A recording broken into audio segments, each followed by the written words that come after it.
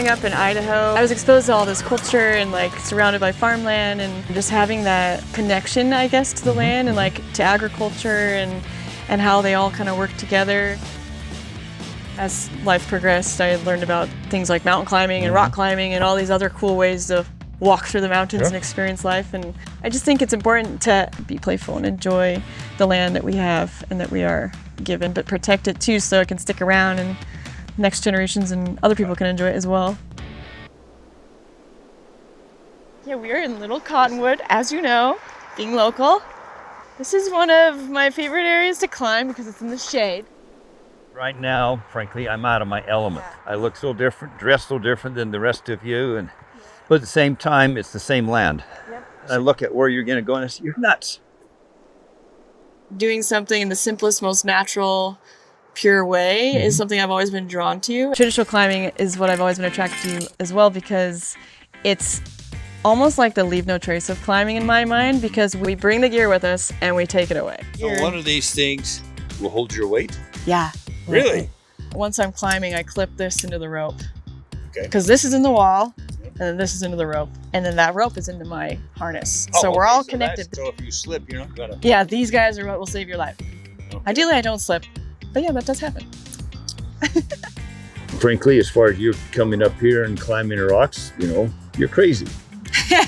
My wife says, we're going to go for a ride. I'm going to go out, I go out on our ranch or out someplace out in the middle of nowhere. And isn't this a beautiful spot? She said, no, there's mosquitoes and it's hot and it's dusty. I said, yeah, but you got to know what you're looking for. So I'm crazy. Yeah. Every once in a while, just look up the crack. And then look up here when you like grab that flake on that little horn.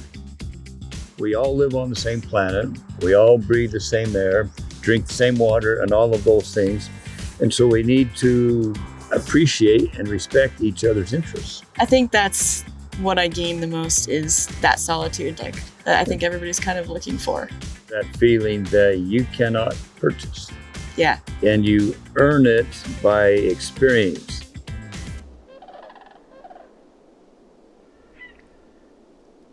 Here in the Wasatch Front, I'm the largest grazer. I'll put out about 800 pair of cows and calves, okay? So you're looking at 1,600 head. People say, because they look at our cattle, say, I want my cattle to look like that. I say, what can I do to make my cattle look like yours? You should say, what can I do to make my pasture look like yours?